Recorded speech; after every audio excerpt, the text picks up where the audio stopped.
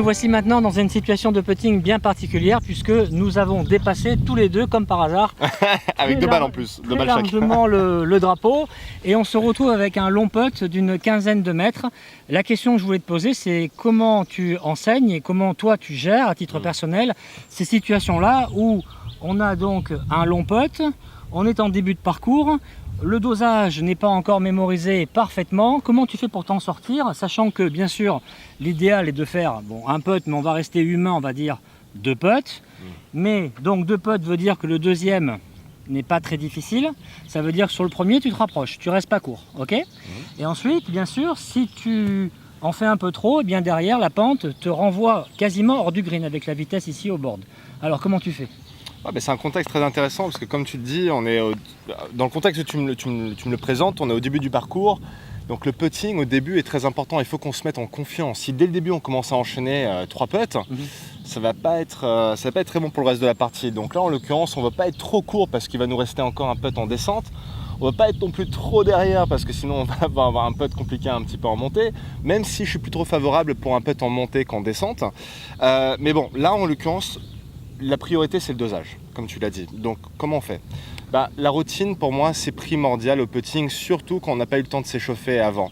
Et là quand tu m'expliquais le coup, je me suis dit tiens, dans ma routine, ce que j'ai tendance à faire déjà, c'est quand je fais mes coups d'essai, je suis constamment en train de regarder le trou. Ça c'est la première chose, je suis constamment en train de faire des coups d'essai où je regarde le trou parce que je pars du principe que les yeux communiquent avec le corps et le corps ensuite, tu sais, c'est comme ce fameux lancer de balle où je te regarde et puis boum, je te lance la balle. Comment est-ce que mon corps a su? Parce que je t'ai regardé et en l'espace d'un clin d'œil, j'ai su à quelle distance tu étais. Donc c'est des coups d'essai, j'en vois pas suffisamment chez beaucoup d'amateurs, surtout si vous n'avez pas eu le temps de vous échauffer avant, mais vérifiez bien quand vous faites les coups d'essai que vous regardez votre cible. Trop souvent je vois des coups d'essai comme ça et puis ensuite on se met sur la balle. Ah, je comprends pas pourquoi j'ai pas réussi à doser correctement. Ça veut dire que les gens seraient trop sur la mécanique et pas assez sur justement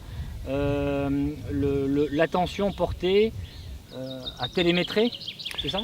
Dans ce type de scénario, je dirais que oui. Sur les longs putts, je ne suis pas tellement focalisé sur ma mécanique, je suis focalisé sur mon dosage. Donc je suis vraiment focalisé sur ma vitesse, même si je préconise des exercices de tempo pour vérifier qu'il y a un bon geste de balancier qui va basculer droite à gauche avec un bon tempo. Il y a aussi une autre chose que je voudrais préciser. Quand on est sur un green comme ça, on a un putt en descente de 15 mètres, la tension des mains est extrêmement importante, surtout quand on joue sur des greens rapides comme celui des boards aujourd'hui. Donc je vais avoir une attention particulière sur la pression de mes mains sur le club.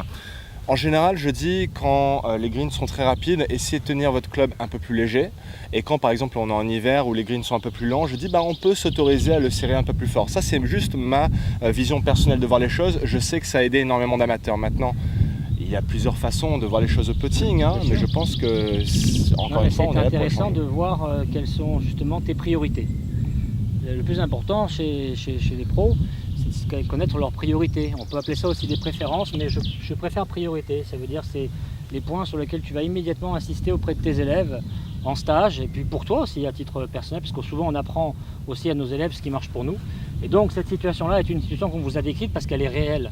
C'est-à-dire d'un coup, on n'est pas là à se mettre sur un putting green et à faire différents métrages. On s'est mis dans une situation de jeu. Voilà, on a dépassé le trou, trop, on a vent avec. Ouais. Et on se retrouve maintenant dans une situation compliquée.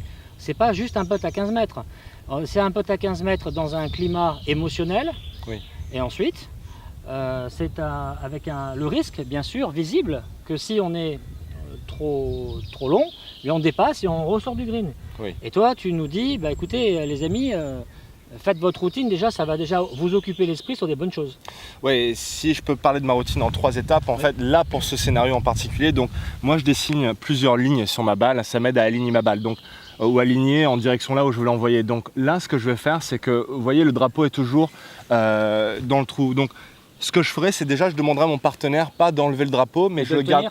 Je lui demandais de le tenir parce que j'ai remarqué que l'ombre du drapeau qui est située donc à gauche Là pour moi c'est à peu près la ligne. Si on est dans un cas de figure où on est sur les premiers trous, si ma balle termine entre l'ombre, donc l'extrémité gauche de l'ombre et le drapeau, honnêtement je serais très content.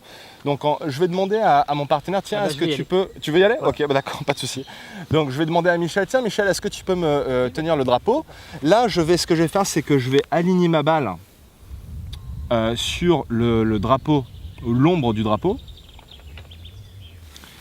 Encore une fois, ce qui est important, c'est pas forcément l'alignement dans un premier temps, mais c'est la vitesse de balle. La vitesse de balle va déterminer aussi l'alignement. Donc c'est pour ça que c'est mon focus premier, c'est de me dire je veux être à hauteur du drapeau au niveau du dosage. Ça c'est le plus important. Je vais viser là où exactement il a pointé son grip. Et dans mon coup d'essai, ce que je vais faire, c'est que je vais effectuer 3-4 mouvements en regardant le point qui vient de m'indiquer, donc l'extrémité gauche de l'ombre du drapeau, à une pression de 1, 5 étant la plus forte, 1 étant la plus légère. Je vais être quelque part entre 2 et 3. Donc assez léger pour commencer, même peut-être 1 et 2. Donc je vais tenir le club très léger dans les mains, je vais effectuer 2-3 coups d'essai. Et là, à partir du moment où je suis devant la balle, je reste constamment connecté avec ma cible, qui est donc l'ombre du drapeau. Jusqu'au dernier moment, je reste connecté pendant 3-4 secondes, je visualise ma balle aller vers cette direction, et ensuite je suis prêt à établir mon mouvement au putting. Donc la balle a pris une bonne pente, je n'avais pas anticipé qu'il y avait autant de pente, mais par contre je suis à hauteur du mât. Si tu peux juste remettre le drapeau, peut-être qu'on peut voir que je suis pratiquement à hauteur du mât. Je me suis mis à un putt à voilà, à peu près une longueur de club. Je suis assez content avec ce premier putt sur les premiers trous. On va dire que je l'accepterai avec grand plaisir. Je vais juste refaire un deuxième. Je vais rajouter, Michel, aussi que pour la plupart du temps, les amateurs ont tendance à sous-estimer la pente. Donc prenez ça en compte aussi, surtout si vous puttez sur des greens qui sont rapides, dans les premiers trous. Si vous voyez une pente, et là en l'occurrence j'ai vu l'extrémité gauche du drapeau, je vais viser un peu plus haut et je vais effectuer le même mouvement et on va voir ce qui va se passer.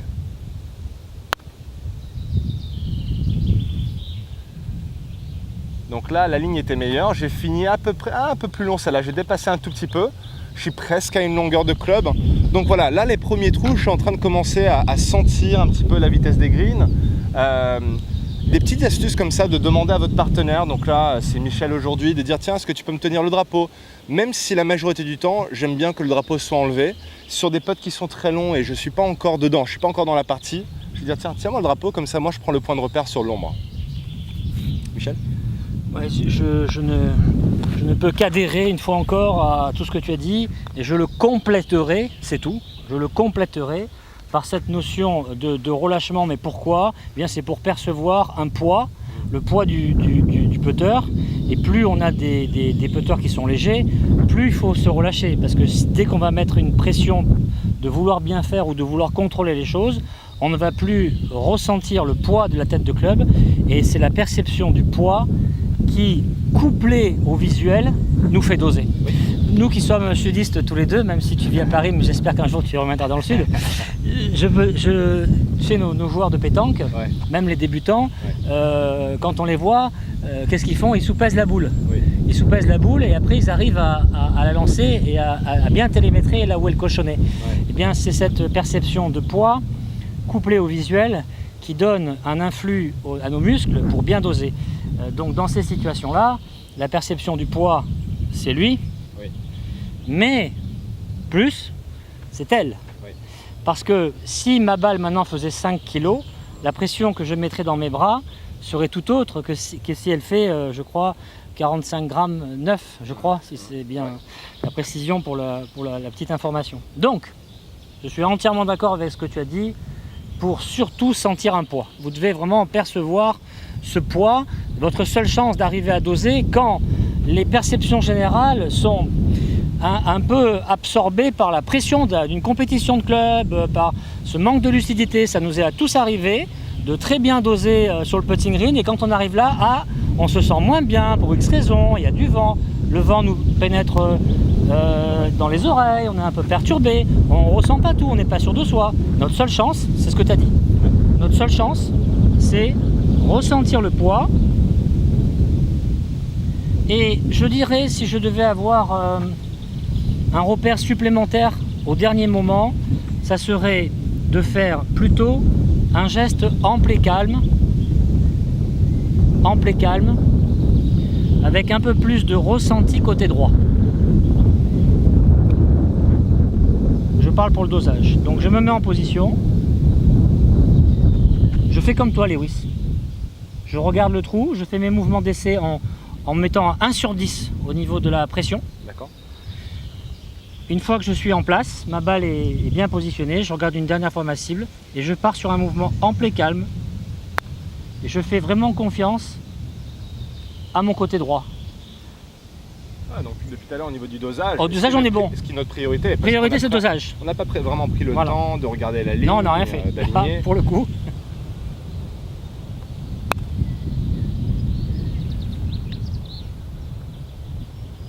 Ah, c'est plutôt pas mal, je l'avais bien anticipé. Ouais, bravo. Je rajouterais là-dessus, je me rappelle avoir eu une discussion avec Julien Ken à l'Open de France en 2016. Il avait été élu meilleur golfeur du mois de mai par les trophées du golf. Et j'avais dit, qu'est-ce qui a fait que tu as aussi bien joué au mois de mai? Et il m'a dit, le putting. Et je lui ai dit, quelles ont été les clés de la réussite au putting? Et là, il m'a répondu, tu sais, Lewis, ma priorité au putting, c'est d'éviter de faire 3 putts. Et donc principalement ça passe par la vitesse de balle. Donc la vitesse, je regarde toujours la vitesse des greens, la vitesse de balle, et puis je suis vraiment en priorité concentré sur éviter de faire 3 putts. Ça c'est venant d'un professionnel du circuit qui normalement on aurait pensé à chaque fois la priorité c'est d'entrer la balle dans le trou, oui, mais on veut éviter à tout prix de faire 3 putts. Et si on pouvait compter le nombre de fois où un amateur faisait 3 putts, combien de coups il pourrait gagner sur une partie, ça serait énorme. Alors évidemment, c'est le souhait de tout le monde de ne pas faire 3 putts. Mais comme tu dis, certains joueurs le verbalisent en disant attention, ça devient une règle. C'est pas, ça veut dire un auto-rappel permanent au final. Eh bien, c'est le même que Jack Nicklaus. Voilà. Jack Nicklaus, no 3 putts. No 3 putts, put the ball in play. Et tactique. Donc mettre la balle en jeu. Mettre la balle en jeu, la priorité absolue. Jamais de 3 putts. Et la tactique, particulièrement la tactique de l'attaque du green, toujours avoir la vision du parcours à l'envers pour avoir le dernier coup facile. Ouais, voilà. Ouais.